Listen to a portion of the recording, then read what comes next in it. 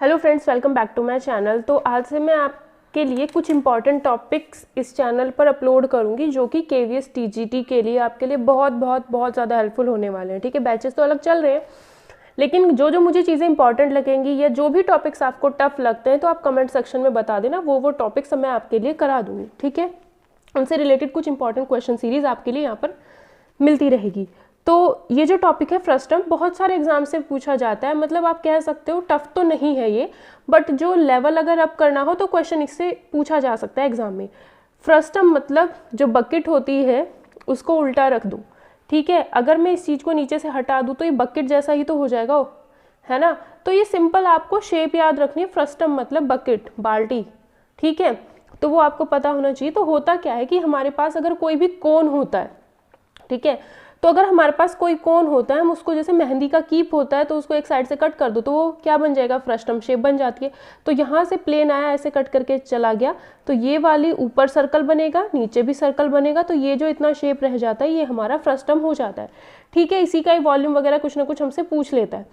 ठीक है, तो ये आप देख सकते हो, ये जो शेप है हमारी फ्रस्टम की शेप है। यहाँ पर ध्यान रखना, जो ये वाला सर्कुलर पार्ट है उसकी रेडियस कैपिटल आर, मतलब जो बड़े वाला सर्कुलर पार्ट है उसकी रेडियस कैपिटल आर है, जो छोटे वाला सर्कुलर पार्ट है उसकी रेडियस स्मॉल आर है। ठीक है, और ये जो साइड में है ये वाली जो लेंथ होगी वो आपकी स्लैंट हाइट, तिर्यक बोलते हैं उसको। ठीक है, तिर्यक हाइट, तिर्यक ऊंचाई। ठीक है, तो ये आपकी इसमें एल होगी। ठीक है, और ये वाली जो डिस्टेंस होगी ऊपर वाले सर्कुलर पार्ट का जो सेंटर है और नीचे वाले सर्कुलर पार्ट का जो सेंटर, ये आपकी हाइट हो जाएगी। ठीक है, तो ये चीज़ें आपको इसमें याद रखनी है। नीचे वाले सर्कुलर की रेडियस, ऊपर वाले सर्कुलर की रेडियस कैपिटल आर, उनके हाइट जो होगी इसकी बकेट की या फ्रस्टम की, और ये जो स्लैंट हाइट होती है ये आपको ध्यान रखनी है।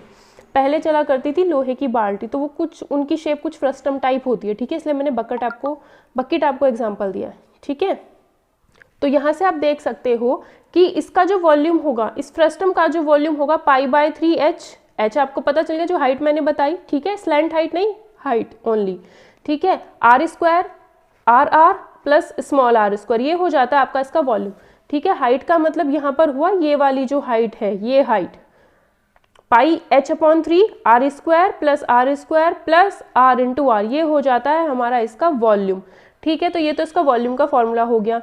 इसी वॉल्यूम के फॉर्मूले को आप इस तरीके से भी लिख सकते हो। अब ये क्या है, A1 का मतलब है एक सर्कुलर पार्ट का एरिया, A2 का मतलब है दूसरे सर्कुलर पार्ट का एरिया। ठीक है, अगर आप पाई की इंटू, देखो h/3 यहीं रहने दो, पाई की इंटू इसमें कर दोगे तो πr² ऊपर वाले सर्कुलर पार्ट का एरिया हो जाएगा, इसमें पाई की इंटू करोगे तो नीचे वाले सर्कुलर पार्ट का एरिया हो जाएगा। और इसको हमने क्या लिख दिया, इसको हम कुछ इस तरीके से लिख सकते हैं, RR को पाई इसके साथ हमने इंटू किया है तो πr, इसको लिख सकते हो भाई π² या फिर pi capital R², pi small r², और फिर इसका रूट कर दोगे तो ये ही चीज़ आएगी, है ना। इसका रूट लगाकर इसको मैंने लिखा अंडर रूट सबका स्क्वायर, एंड ऐसे मैं इसको लिख सकती हूँ। तो ये मेरा हो जाएगा बड़े वाले सर्कुलर पार्ट का एरिया, ये हो जाएगा छोटे वाले सर्कुलर का पार्ट का एरिया, इतना।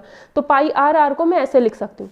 तो वही चीज़ यहाँ पर लिखी हुई है। अगर आपको ऊपर वाले और नीचे वाले सर्कुलर पार्ट का एरिया दे रखा हो तो आप डायरेक्ट अप्लाई करना हो तो ये कर सकते हो, अदरवाइज सब कुछ दे रखा हो HRR तो ये अप्लाई कर सकते हो। Curve surface area, curve surface area का मतलब क्या होता है, बस इधर वाला पोर्शन जो होगा, है ना, मतलब ये जो चीज़ आपको दिख रही है ये वाला जो पोर्शन होगा कर्व सरफेस एरिया होता है। मतलब इसमें क्या हो रहा है, अगर इस शेप को आप देखोगे तो ये वाला जो सर्कुलर पार्ट है, ये वाला सर्कुलर पार्ट है, इनका एरिया नहीं लिखना है, बस इधर वाली जो साइड बचेगी सिर्फ उसका एरिया। ऊपर से भी खाली है, नीचे से भी, अगर ऊपर से इसमें पानी डालोगे तो नीचे से निकल जाएगा, तो ऊपर से भी खाली है नीचे से भी खाली है, तो सिर्फ इधर इधर का एरिया बचेगा। तो वो क्या होगा, हमारा कर्व सरफेस एरिया, तो वो हो जाता है πr+r×l। ठीक है, और अगर हमसे पूछता है total surface area, total surface area में आपको ऊपर वाले का भी लिखना पड़ेगा, नीचे वाले का भी। इसका हो जाएगा पाई कैपिटल R², इसका हो जाएगा πr², और ये वाला जो कर्व सरफेस एरिया वो भी ऐड करना पड़ेगा। तो टोटल सरफेस एरिया में क्या आ जाता है, curve surface area plus upper circular part का एरिया, लोअर सर्कुलर पार्ट का एरिया। और अगर इसमें हमें स्लैंट हाइट निकालनी हो तो under root h² plus r - r का होल स्क्वायर। स्लैंट हाइट आपको पता है ये, तो जब भी मुझे ये निकालनी होगी तो this is equals to under root h² plus r - r का होल स्क्वायर। ठीक है, तो ये चीज़ आपको याद रखनी है। स्लैंट हाइट जब निकालनी है तो दोनों को माइनस कर रखा है, ठीक है, और कर्व सरफेस में दोनों को हमने प्लस कर रखा है। तो ये फ्रस्टम है, बहुत ज़्यादा इंपॉर्टेंट टॉपिक है आपके एग्जाम पॉइंट ऑफ व्यू से। तो फ्रस्टम से रिलेटेड अब कुछ क्वेश्चन कर लेते हैं। अगर आपको वीडियो पसंद आए तो प्लीज़ वीडियो को ज़्यादा से ज़्यादा शेयर और लाइक ज़रूर कर देना, ठीक है। कुछ सीरीज़ आपको ऐसे ही मिलती रहेगी अब। तो अब बकेट मतलब फ्रस्टम, तो फ्रस्टम कैसा होगा भाई, बना लो फ्रस्टम की शेप, थोड़ा सा तिरछा हो गया ऐसे, ठीक है। ऊपर कैपिटल आर, नीचे स्मॉल आर, बीच में इसकी हाइट और ये इसमें एल, बस यही चीज़ें हमें पता होनी चाहिए।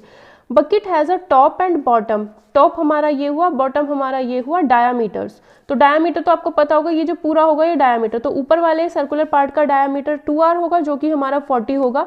नीचे वाले सर्कुलर पार्ट का डायामीटर मतलब डबल ऑफ रेडियस होता है डायामीटर, वो 20 होगा। व्यास होता है ना डायामीटर, तो r की वैल्यू आ जाएगी 20 और नीचे r की वैल्यू आ जाएगी 10। फाइंड द वॉल्यूम, वॉल्यूम अगर हमें पूछ रहा है तो क्या करोगे भाई, v is equals to 1/3 pi into H, ऊपर वाली रेडियस स्क्वायर नीचे वाली रेडियस स्क्वायर, दोनों रेडियस का मल्टीप्लिकेशन। तो यही हमें और कहा है इफ इट्स डेप्थ मतलब ये जो हाइट है वो आपको 12 दी गई है, एच की वैल्यू 12 दी गई, तो सीधा सीधा आप इसे निकाल सकते हो। पाई की वैल्यू अगर क्वेश्चन में गिवन है, जो चीज अगर पाई की वैल्यू क्वेश्चन में 3.14 या 22/7 दे रखी है तो वो आपने हमेशा यूज करनी है। अगर नहीं दे रखी है तो 22/7 या जैसे क्वेश्चन के हिसाब से हो वैसे यूज कर सकते हो।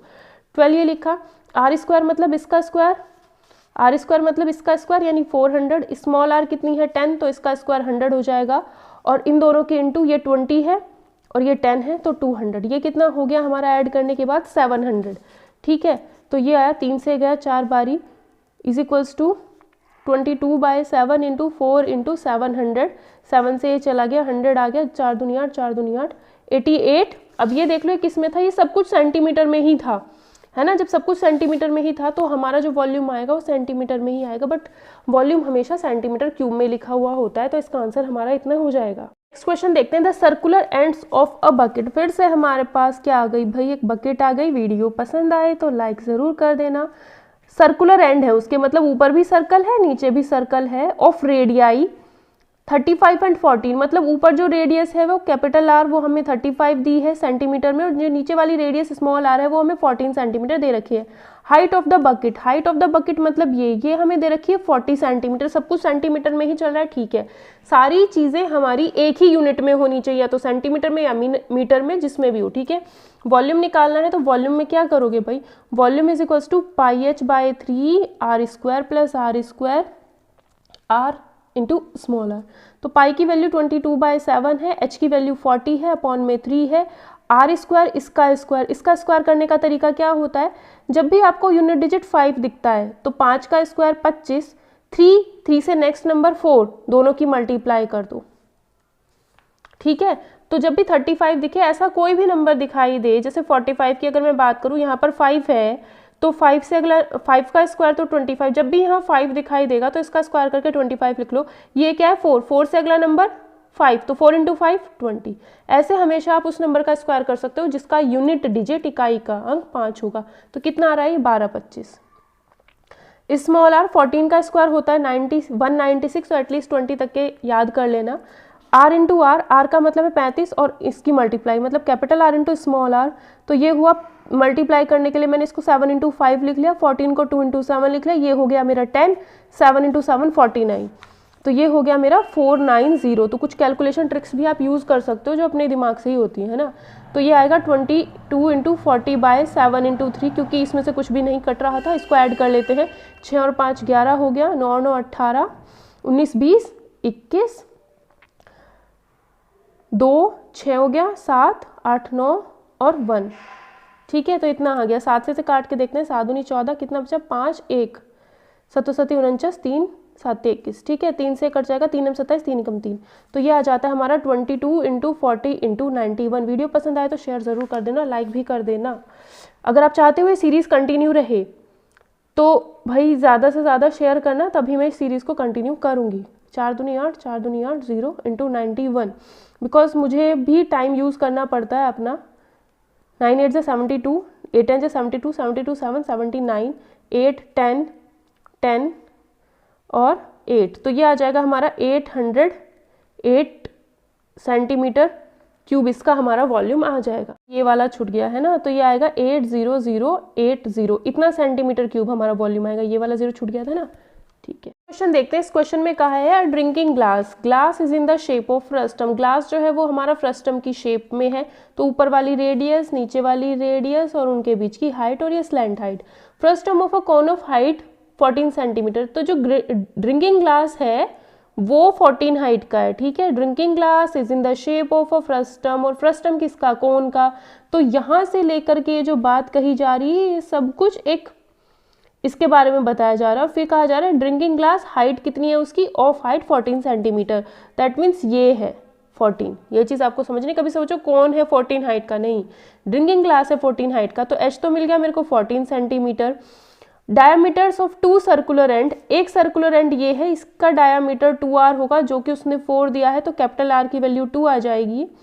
और जो लोअर एंड है यानी ये वाला जो एंड है उसकी वैल्यू डायमीटर की 2 दे रखी है, तो स्मॉल r की वैल्यू 1 हो जाएगी। कह रहा है कैपेसिटी, कैपेसिटी का मतलब इसके अंदर आप कितनी चीज़ रख सकते हो, पानी कितना भर सकते हो, जो भी है। ठीक है, तो अगर कैपेसिटी निकालनी है तो पहले हम वॉल्यूम ही निकालते हैं। वॉल्यूम का फॉर्मूला कुछ हमारा इस तरीके का होता है, पाई का मतलब 22/7, एच हमें 14 दिया है, नीचे 3 आएगा, आर का स्क्वायर मतलब 4, स्मॉल आर का स्क्वायर मतलब 1, और दोनों की इंटू मतलब 2। तो ये तो 7 से 7 कट गया हमारा, कितना आएगा, ये आएगा मल्टीप्लाई करके 308 अपॉन में आएगा 3, तो ये कितना आएगा 3 × 3, 3 × 6, यहाँ आएगा पॉइंट। ठीक है, 3 × 6, 3 × 18, 3 × 18, इतना सेंटीमीटर क्यूब क्या आएगा हमारा, इसका वॉल्यूम आ जाएगा। तो अब डिपेंड करता है कि कैपेसिटी ज़्यादातर हमें दी हुई होती है ना, लीटर वगैरह में ही दी हुई होती है। ठीक है, तो ये तो हमारा ऑप्शन पे डिपेंड करता है। अगर सेंटीमीटर क्यूब वगैरह में है तो ऐसे लिखना है, अगर वो लीटर्स में चेंज करके, क्योंकि कैपेसिटीज़ को ज़्यादातर हम लीटर्स में दिखाते हैं, वॉल्यूम को हम सेंटीमीटर क्यूब वगैरह में शो करते हैं ज़्यादातर। तो अगर आपसे पूछा जाए कि लीटर में कितना होगा ये, या फिर कैपेसिटी पूछी जाए और ऑप्शंस आपको लीटर्स में दे रखे हो, मिली लीटर में दे रखे हो, तो इसको हमें किस में चेंज करना पड़ेगा, लीटर और मिली लीटर में। तो याद, ठीक है, तो हमेशा याद रखना 1 मीटर क्यूब जो होता है वो सेंटीमीटर क्यूब नहीं 1000 लीटर के बराबर होता है। तो जब 1 मीटर क्यूब 1000 लीटर के बराबर है, बट यहाँ तो सेंटीमीटर है, तो कैसे चेंज करेंगे। तो क्या करो, यहाँ पर आप 1 मीटर क्यूब को लिख लो, 1 metre into 1 metre into 1 metre is equals to 1000 litre. बस इस चीज़ को याद रखना, फिर आप चेंज कर पाओगे। 1 मीटर मतलब 100 सेंटीमीटर, इसका मतलब भी 100 सेंटीमीटर, और इसका मतलब भी 100 सेंटीमीटर। तो 1 सेंटीमीटर 1 cm, यहाँ पर 1 cm, तो टोटल cm क्यूब हो जाएगा, है ना, इज इक्वल्स टू 1000 लीटर। ठीक है, तो ये कितना हो जाता है, 3 0 तो कैंसिल हो गई, तो आप कह सकते हो 1000 सेंटीमीटर क्यूब आपका होता है 1 लीटर।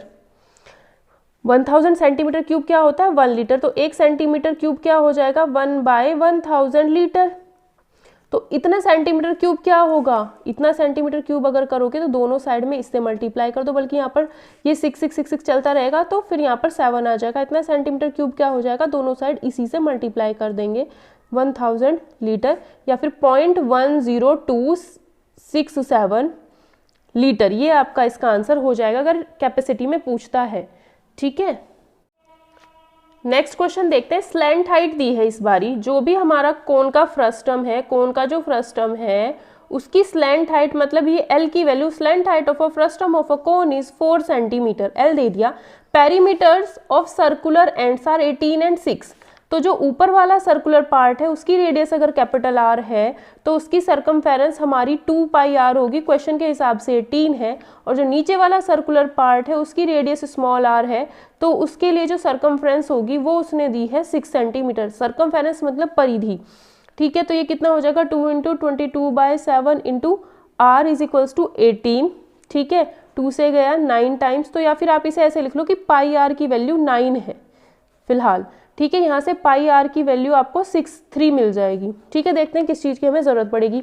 कर्व सरफेस एरिया पूछ रहा है, तो कर्व सरफेस एरिया होता है आपका pi capital R plus small r into L। पाई कर्व सरफेस एरिया का मतलब ऊपर वाले पार्ट का भी नहीं निकालना है, नीचे वाले सर्कुलर पार्ट का भी नहीं निकालना है, बस ये निकालना है। ठीक है, तो यहाँ से कह सकते हो πr plus pi small r into L। पाई की वैल्यू रखने की जरूरत नहीं थी, यहाँ से स्मॉल r निकालते, कैपिटल R निकालते, कोई फायदा नहीं था। ठीक है, L की वैल्यू 4 है, इसकी वैल्यू हमें 9 पता है, इसकी वैल्यू भी हमें 3 पता है, 9 और 3 12, 12 चौक 48, तो आंसर हो जाएगा 48 सेंटीमीटर स्क्वायर, क्योंकि जो एरिया होता है वो आपका स्क्वायर में चलता है, सेंटीमीटर स्क्वायर मीटर स्क्वायर, तो यहाँ पर सब कुछ सेंटीमीटर में था तो एरिया आपका सेंटीमीटर स्क्वायर में आएगा, 48 आंसर आ जाएगा। वीडियो पसंद आए तो लाइक जरूर कर देना। वॉल्यूम निकालोगे, वॉल्यूम के लिए क्या होता है भाई, वॉल्यूम हमें इसका फाइंड करना है pi H upon 3 capital R square plus small R square plus R into R होता है। इंपॉर्टेंट है ये बहुत ज़्यादा। कैपिटल आर की वैल्यू उसने 28 दी है तो 28 का स्क्वायर हो जाता है आपका 784। स्मॉल आर की वैल्यू आपको 7 दी है तो ये 49 हो जाएगा, 28 इंटू 7 जो हो जाएगा आपका 196। ठीक है, पाई की वैल्यू 22/7 और एच की वैल्यू आपको दी गई है 45, तो 3 से जाएगा 15 बारी। ठीक है, तो इसको जब आप ऐड करोगे तो ये हो जाएगा आपका 1029 और 22 इंटू 15 अपॉन में 7 से कट करोगे 147। तो 2 देखो, इसको मैंने लिखा 2 इंटू 11, इसको मैंने लिखा 5 इंटू 3, ताकि ये तो हो गया मेरा 10 और ये। ठीक है, यानी इन दोनों की मल्टीप्लाई करोगे तो 7 1 की 7 14 3 42 43 44 और फिर 11 से इंटू करोगे तो कुछ इस तरीके से 1584 और 0 इनकी वजह से तो 48, मतलब कैलकुलेशन अपनी है, इतना सेंटीमीटर क्यूब इसका वॉल्यूम हो जाएगा। क्वेश्चन में हमें कहा गया है कि डिटरमाइन इट्स सरफेस एरिया। अगर हमें इसका सरफेस एरिया निकालना है, क्योंकि ये बकेट है तो ऊपर से तो खुली हुई होगी, तो सरफेस एरिया एक तो कर्व सरफेस एरिया होगा और नीचे वाले सर्कुलर पार्ट का एरिया होगा। ठीक है, तो हमें यहाँ पर सिर्फ क्या करना है, सरफेस एरिया निकालना है, क्योंकि बकेट है तो ऊपर से खुली हुई होती है। ठीक है, ये मत कहना ढक्कन वाली है। ठीक है, यहाँ से खुली हुई है तो इसका एरिया नहीं निकालेंगे, सरफेस एरिया और जो सर्कुलर पार्ट है उसका एरिया निकालेंगे। तो जो इसका कर्व सरफेस एरिया होता है, मतलब सिर्फ ये वाला एरिया, वो आपका हो जाता है pi capital R plus small R into L, और जो इसका नीचे वाला जो सर्कुलर पार्ट है उसका एरिया हो जाएगा पाई स्मॉल आर स्क्वायर, और यही इसका सरफेस एरिया होगा जो हमें निकालना होगा। पाई का मतलब 22/7, जो कि मैंने बाहर लिख लिया, R 28 है और ये मुझे 7 दे रखा है तो ये 35 हो गया। L प्लस पाई मैंने बाहर ले लिया, R की वैल्यू स्मॉल r मुझे 7 दे रखा है उसका स्क्वायर, मतलब ये हो गया मेरा 49। अब L मेरे को नहीं पता है तो L मुझे निकालनी है, तो L निकालने के लिए क्या करते हैं, L square is equals to होता है हाइट का square plus capital R minus small r का स्क्वायर। हाइट कितनी है उसने 45 दे रखी, हाइट मीन्स ये। ठीक है, 45 का स्क्वायर, r का मतलब है आपका 28 और स्मॉल r है 7, तो ये आएगा 45 का स्क्वायर प्लस 21 का स्क्वायर। अब इस चीज़ को आपको सॉल्व करना खुद है, क्योंकि यहाँ से जो आपकी L की वैल्यू आ जाएगी वो 16.5 समथिंग आएगी कुछ भी। इस चीज़ को आप खुद सॉल्व करोगे, L की वैल्यू निकालोगे, अंडर रूट वगैरह करना पड़ेगा, क्योंकि मैंने इसे कई बार कर लिया है तो थोड़ी बहुत जो मिस्टेक हो रही थी, और मुझे कम से कम 1 घंटा लग चुका है इसी क्वेश्चन को करने में, क्योंकि कैलकुलेशन मिस्टेक मेरी बहुत बारी हुई है। ठीक है, तो इस चीज़ को आप खुद सॉल्व करोगे, तो इस चीज़ को आप लोग खुद सॉल्व करोगे और L की वैल्यू बताओगे। अगर इसमें कहीं कोई प्रॉब्लम है तो नेक्स्ट वीडियो में मैं आपको ये सॉल्व करके दे दूंगी। ठीक है, क्योंकि कैलकुलेशन करना और कुछ नहीं, तो L की वैल्यू हमारे पास इतनी आ जाएगी। ये L की वैल्यू हमें यहाँ पे रखनी है, तो ये हो जाएगा 22/7 इंटू 35 इंटू 49.5 प्लस 49, 7 से 5 टाइम्स और ये 7 टाइम्स, तो 5 5 जो 25, 2 कैरी, 5 9 जो 45 47, 5 20 और 4 24, और यहाँ पे पॉइंट प्लस 7 इसमें ऐड करोगे तो 7 7 14, 5 2.5 है ना, और इसकी इंटू 22 से करनी है, तो पहले 2 से कर लो, 2 5 जा 10 1, 2 4 जा 8 और एक 9, 2 5 जा 10, 2 2 जा 4 5 और 5 0 9 0, मतलब इसकी मल्टीप्लाई की है हमने 22 की, करके देख लेना जैसे आप लोग करते हो। 5 5, तो ये 5599 जो हो जाएगा इसका आंसर हो जाएगा। तो जो यहाँ पर सरफेस एरिया पूछा जा रहा था वो 5599 हो जाएगा। ठीक है, नियर अबाउट इसकी वैल्यू देख लेना आप लोग, L की कितनी आती है। ठीक है, तो ये 16.5 के आसपास ही आएगी। अगर इसमें कोई चेंज होता है तो यहाँ पर भी थोड़ा बहुत चेंज आ जाएगा, है ना, तो वो चीज़ आप खुद देख लेना, और इतना सेंटीमीटर स्क्वायर जो आ जाएगा इसका आंसर आ जाएगा।